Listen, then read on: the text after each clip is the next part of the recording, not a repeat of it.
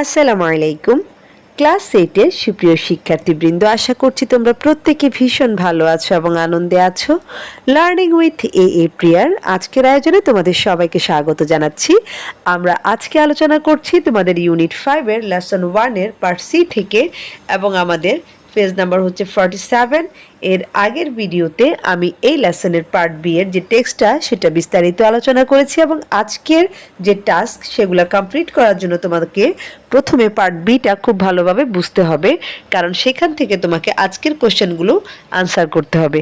তো যারা এখনও পার্ট বিটা দেখোনি তারা চাইলে আমার প্লেলিস্টে গিয়ে দেখে নিতে পারো, এবং তোমাদের সুবিধার্থে প্লেলিস্টের লিঙ্কটা আমি কমেন্ট বক্সে দিয়ে রেখেছি।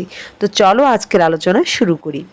এখানে পার্ট সি এর ইনস্ট্রাকশনে বলছে match the words in column A with their meanings in column B. Match মানে হচ্ছে মিল করানো, আর মিনিং মানে হচ্ছে অর্থ। অর্থাৎ এই যে আমরা এখানে নিচে একটা চার্ট দেখতে পাচ্ছি, এখানে দুটো অংশ, একটা হচ্ছে কলাম এ আর একটা হচ্ছে কলাম বি।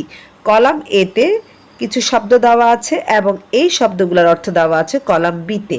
আমাদের কাজ হচ্ছে কলাম এর শব্দের সাথে কলাম বিতে দেওয়া অর্থের মিল খুঁজে বের করা।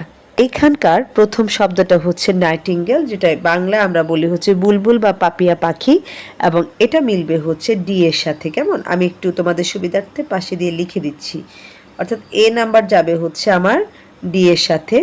A small bird known for its song, অর্থাৎ ছোট্ট পাখি যেটা কিনা গানের জন্য সুপরিচিত সবার কাছে। কেমন, গানের জন্য যে ছোট পাখিগুলা পরিচিত সবার কাছে, সেটাকে আমরা ইংরেজিতে নাইটিঙ্গেল পাখি বলি, হ্যাঁ, অথবা বাংলায় এই নাইটিঙ্গেলকে আমরা বুলবুল বা পাপিয়া পাখি বলেও ডাকি।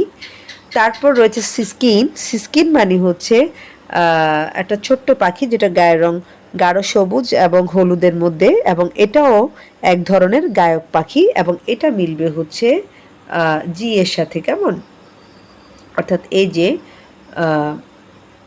আ small song bird related to finches, হ্যাঁ, অর্থাৎ এই যে ফিঞ্চের সাথে সম্পর্কিত একটা ছোট্ট গায়ক পাখি। এরপর 3 নম্বরে রয়েছে থ্র্যাশিং। থ্র্যাশিং মানে হচ্ছে ছটপট করা, তোলপাট করা, হ্যাঁ, বা কষ্ট পাওয়া আর কি, বা এরকম বোঝায়। তো এটা যাবে হচ্ছে তোমার ইয়ের সাথে। আমরা যখন এই যে আমাদের টেক্সটটা পড়েছি তখন দেখেছিলাম যে ছোট্ট পাখিটা খুব তোলপাট করছিল, হ্যাঁ, তার কষ্ট হচ্ছিল। তো সেই শব্দটাকে এখানে দিল, এবং এটা যাবে হচ্ছে আমাদের ই এর সাথে। কেমন, অর্থাৎ এই যে মুভিং ভায়োলেন্টলি অর ওয়াইল্ডলি, মানে অর্থাৎ খুব উগ্রভাবে বা খুব তীব্রভাবে নড়াচড়া করা, হ্যাঁ, ছটপট করা, এরকম। এরপর রয়েছে হচ্ছে টর্মেন্ট। টর্মেন্ট মানে হচ্ছে খুব কষ্ট পাওয়া, হ্যাঁ, এবং এটা যাবে হচ্ছে সি এর সাথে। ওকে, টর্মেন্টটা যাচ্ছে সি এর সাথে। To cause distress or suffering, আমি এখানে একটু লিখে দিচ্ছি নাম্বারগুলা, হ্যাঁ, দেখো, টু কজ ডিস্ট্রেস আর সাফারিং, অর্থাৎ কষ্ট বা যন্ত্রণা সৃষ্টি করা, এরকম। এরপর রয়েছে হচ্ছে ফাস্ট। ফাস্ট মানে হচ্ছে স্থির হয়ে বসে থাকা, এবং এটা মিলবে হচ্ছে তোমার এইচ এর সাথে। ওকে, অর্থাৎ সিটিং আর রেস্টিং অন সামথিং হাই, অর্থাৎ উঁচু কিছুর উপরে বসে থাকা, বসে বিশ্রাম করা, এটাকে বলা হচ্ছে ফাজ। কেমন, এরপর রয়েছে জার্কিলি। হ্যাঁ, জার্কলি মানে হচ্ছে ঝাঁকুনি, ঝাঁকুনির সাথে, এবং এটা যাবে হচ্ছে আমাদের আই এর সাথে। ওকে, যেমন হচ্ছে moving in sudden sharp motions, অর্থাৎ খুব প্রচণ্ড গতিতে নড়াচড়া করা, নড়ে ওঠা, এটাকে আমরা বলি হচ্ছে জার্কলি, হ্যাঁ, ঝাঁকুনি দেওয়া বা প্রচণ্ড মাত্রায় নড়ে ওঠা। এরপর রয়েছে ফ্যান। ফ্যান মানে হচ্ছে শার্সি, হ্যাঁ, অর্থাৎ জানালার যে কাঁচ সেটাকে আমরা বলি হচ্ছে ফ্যান, এবং এটা মিলবে হচ্ছে তোমার এফ এর সাথে। 7টা যাবে আমার এফ এর সাথে, যে a sheet of glass in a window, অর্থাৎ জানালার এক খণ্ড কাঁচ। 8 নম্বরে রয়েছে উইন্ডোশিল, যেটাকে আমরা জানালার ধার বলতে পারি। কেমন, একেবারে শেষ প্রান্ত। তো এটা যাবে হচ্ছে আমার এর সাথে, হ্যাঁ, এটা যাবে এর সাথে, অর্থাৎ এই যে লেজ বিলো আ উইন্ডো, হ্যাঁ, জানালার একেবারে নিচের যে স্তরটা, হ্যাঁ, সেটাকে আমরা বলি হচ্ছে উইন্ডোশিল। এবং সর্বশেষ যেটা রয়েছে সেটা হচ্ছে গ্যাসপিং, মানে হাঁপানো, হ্যাঁ, অর্থাৎ শ্বাসকষ্ট হওয়া, সেটাকে আমরা গ্যাসপিং বলি। এবং এটা মিলবে হচ্ছে বি এর সাথে, যে ব্রিথিং উইথ ডিফিকাল্টি। ওকে, অর্থাৎ খুব কষ্ট করে শ্বাস নেওয়া, এটাকে আমরা গ্যাসপিং বলতে পারি। তো আশা করছি তোমরা বিষয়টা বুঝতে পেরেছো। এখন আমি চলে যাচ্ছি পার্ট ডিতে, এবং সেখানকার ইনস্ট্রাকশানে বলছে ট্রু অর ফলস, অর্থাৎ সত্য নাকি মিথ্যা। If false write the correct statement, যদি মিথ্যা হয়ে থাকে তাহলে কি করবা, যেটা সত্যি সেটা তোমরা লিখে দিবা। তো এখানে প্রথমটায় বলছে যে Seryozha's mother was happy with the bird catching net, অর্থাৎ যে সারিওজার মা পাখি ধরার জালটা নিয়ে খুশি ছিলেন। তো এটা ফলস, হ্যাঁ, তিনি একেবারেই খুশি ছিলেন না। সো আমরা কারেক্ট স্টেটমেন্টটা লিখবো এরকম, যে Seryozha's mother was not happy with the bird catching net, অর্থাৎ পুরাটাই ঠিক থাকবে, শুধু ওয়াজের পর তোমরা একটা নট ব্যবহার করবা। কেমন, Seryozha's mother was not happy with the bird catching net, বাড়তি নটটা যোগ করে তোমরা তোমাদের যে কারেক্ট স্টেটমেন্ট সেটা লিখবা।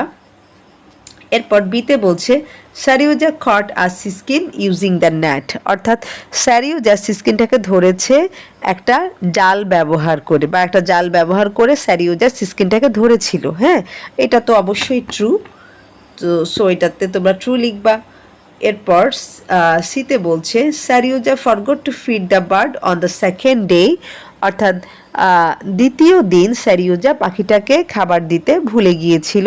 তো এটা হচ্ছে ফলস, কারণ সারিওজা দ্বিতীয় দিন ভুলে নাই, সারিওজা হচ্ছে তৃতীয় দিন ভুলে গিয়েছিল। সো সেকেন্ডের জায়গায় শুধু তোমরা থার্ড লিখে দিবা। কেমন, তাহলে কিন্তু তোমাদের কারেক্ট স্টেটমেন্টটা হয়ে গেল। সো পুরাটা যদি আমি একসাথে বলি তাহলে এরকম হবে, Seryozha forgot to feed the bird on the third day, অর্থাৎ সারিওজা তৃতীয় দিন পাখিটাকে খাবার দিতে ভুলে গিয়েছিল বা খাওয়াতে ভুলে গিয়েছিল। এরপর ডি নাম্বারে বলছে the siskin flew into the window, অর্থাৎ সিস্কিনটা জানালা দিয়ে উড়ে গিয়েছিল after skipping from the cage, খাঁচা থেকে ছাড়া পেয়ে বা খাঁচা থেকে মুক্ত হয়ে সিস্কিনটা জানালা দিয়ে উড়ে যায়। তো এটা অবশ্যই ফলস, কারণ হচ্ছে সিস্কিনটা উড়ে যেতে পারেনি, বরং এটা হচ্ছে ওই যে জানালার কাছে বাড়ি খেলো এবং জানালার যে ধার শেষ প্রান্ত সেখানে পড়ে গিয়েছিল।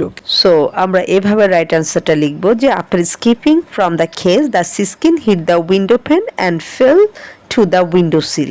ওকে, এরপর দেখো আমাদের ইতে বলছে Seryozha's mother help him catch the bird, অর্থাৎ পাখিটা ধরতে সারিওজার মা তাকে সাহায্য করেছিল। এটা অবশ্যই ফলস।